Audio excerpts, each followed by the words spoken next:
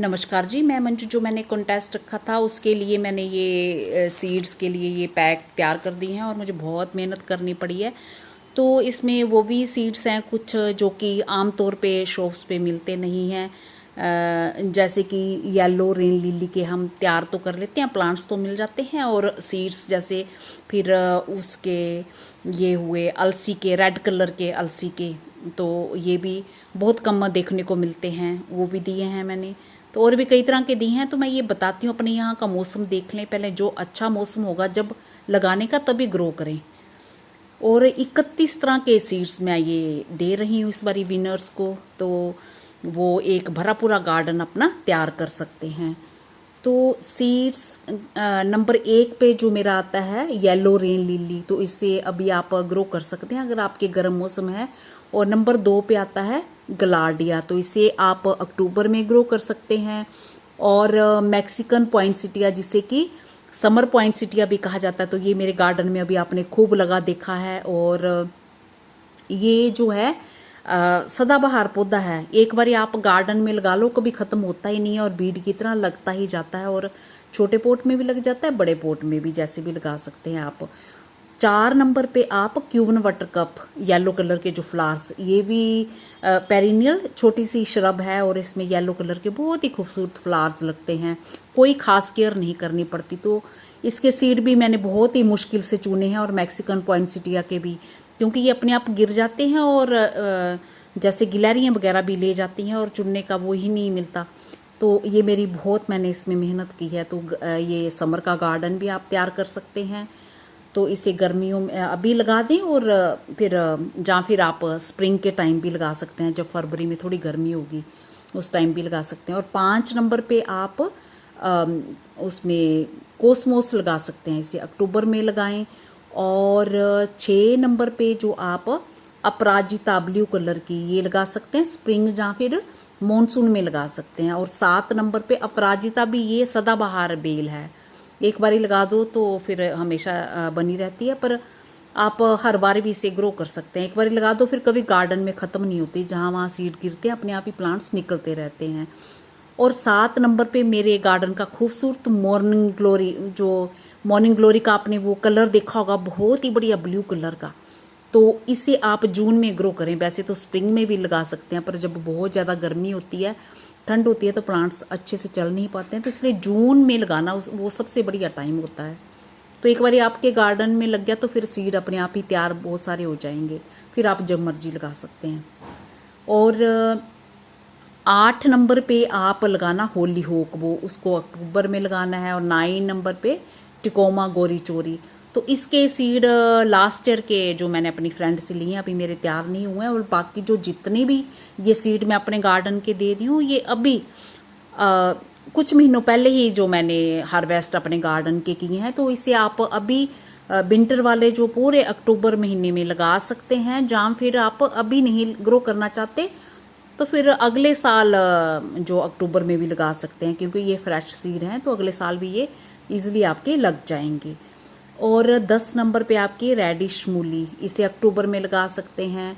11 number पे कोक्सकोम, तो कोक्सकोम के मेरे गिलहरियों ने पिछले साल जो फूल लगे थे, उन्होंने बड़ी सीड सारे मेरे खा डाले, और मैंने बड़ी मुश्किल से चुने हैं। कुछ बड़े फूल हैं, कुछ जो बाकी वाले वेराइटीज़ हैं, तो मिक्स करके दिए हैं। तो इन्हें भी आप जून में लगाएं।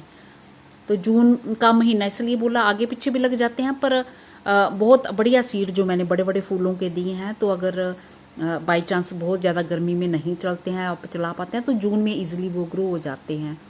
12 नंबर पे कोरियोप्सिस, इसे अभी अक्टूबर में ग्रो कर सकते हैं। और जितने भी मैं सीड दे रही हूँ, अगर बहुत ज़्यादा गर्मी है तो पहले ट्राई ना करें, दूसरे हफ्ते जो आप अक्टूबर के ग्रो करें इन्हें। और 13 नंबर पे लार्क्स पर, इसे अक्टूबर में ग्रो करें। और 14 नंबर पे है कैनाफ हविस्कस, इसे अक्टूबर में ग्रो करें। और 15 नंबर पे है स्कारलेट फ्लैक्स अलसी, रेड कलर के जो फूलों वाली अलसी है, इसे अपने अक्टूबर में ग्रो करना है। तो इसे भी आप जो है अक्टूबर के दूसरे हफ्ते ही लगाएं, और इसके सब सीड जो उग जाते हैं, तो एक ही गमले में सब तैयार करें, सीधे डायरेक्टली लगा दें, तो फूलों से गमला भर जाएगा, और फिर घर में आप इसके सीड तैयार कर सकते हैं। और 16 नंबर पे कॉर्नफ्लावर, जिसे कि बैचलर्स बटन भी कहा जाता है, तो इसे अक्टूबर में लगा सकते हैं। और 17 नंबर पे ये मुझे किसी ने मार्च महीने में अपने गार्डन के सीड दिए थे, तो उन्होंने डेज़ी बोला था, मैंने डेज़ी लिखा है। तो ब्लू कलर का और वाइट और ब्लू कलर का फूल है सेंटर में, तो ये मैं फ़र्स्ट टाइम लगाऊंगी और अक्टूबर में ही लगाना है। और आपको भी मैं इसके सीड भेज रही हूँ। तो डेज़ी में वैसे कई सारे आते हैं, डाइमोर्फोथिका भी आते हैं, वो मैं अलग से आपको सीड दे रही हूँ। वो सीड नहीं है, इसके अलग तरह के सीड हैं। तो ये मैं फ़र्स्ट टाइम ग्रो करूँगी और आपको भी मैंने भेजे हैं। तो चलो, जो भी फूल होगा, फूल तो निकलेगा ही ना इसमें।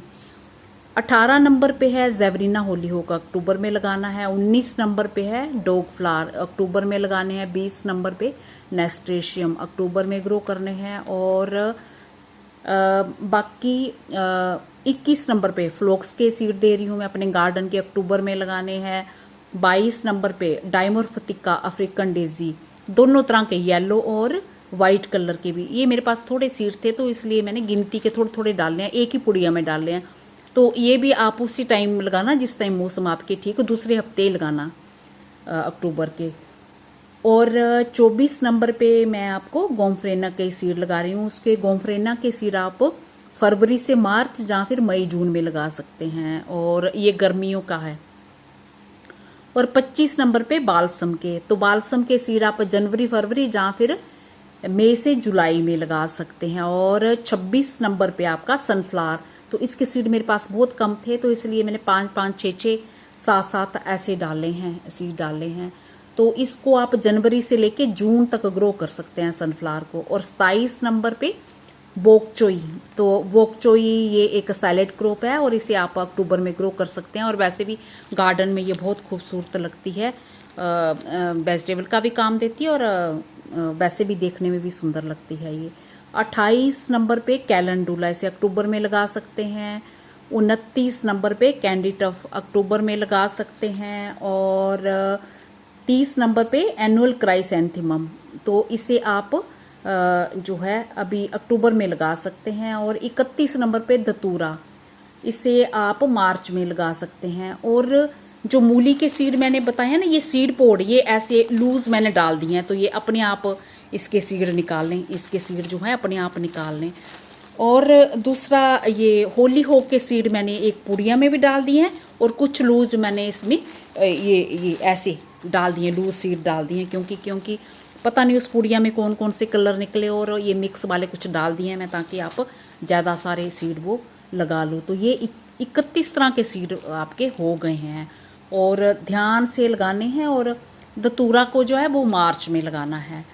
तो ये रहा जो सीड का वीडियो मैं कौन कौन से दे रही हूँ। और मैं कोशिश करूँगी कि इसी हफ्ते मैं जो ड्रॉ निकाल दूँ, नाम निकाल दूँ। और प्लीज़ मुझे ये कमेंट ना करें कि मैं अभी आज ही निकाल दूँ या कल ही निकाल दूँ, क्योंकि मुझे गार्डनिंग के अलावा घर का भी मुझे बहुत सारा काम होता है। और कोरोना वायरस के कारण तो आप जानते हैं कि मैं इतना बिज़ी हो गई हूँ कि इन सब के लिए भी मुझे बहुत बैठ बैठ के मेहनत करनी पड़ी है। 31 तरह के सीड बनाना, अगर 1-2 या 3 तरह के सीड होते हैं तो ईजिली बंदा बना लेता है, और इतनी तरह के, ढेर तरह के पैक तैयार करना, उसमें बहुत टाइम लगता है। नमस्ते जी, शुक्रिया। और इसे जो ये वीडियो देख लें, और ये टाइम सब मैंने बता दिया है। और जब आपने ग्रो करने होंगे तो फिर जो अच्छा सबसे बढ़िया टाइम होगा आपके यहाँ, तो उसमें आप ग्रो करें, तो एक भरा पूरा आपके पास गार्डन मिल जाएगा। इतने सब तरह के सीड्स जो मैंने अपने गार्डन में, जो ये फूल मेरे गार्डन में तैयार हुआ है, तो इनमें मुझे कई साल लगे हैं। कोई सीड मैंने कहाँ से मंगवाया, कोई कहाँ से। तो आपको, आपके लिए तो चांदी ही चांदी, जो भी विनर्स होंगे उनको एक साथ में ये इतनी तरह के सीड्स मिल गए, और एक ही साथ में भी वो पूरा भरा पूरा गार्डन अपना तैयार कर सकते हैं। तो मेरा ख्याल है आप मेरी बात समझ रहे होंगे। नमस्ते जी, शुक्रिया। और कुछ पूछना चाहते हैं तो पूछ सकते हैं, वैसे मैंने सब कुछ इसमें बता दिया है।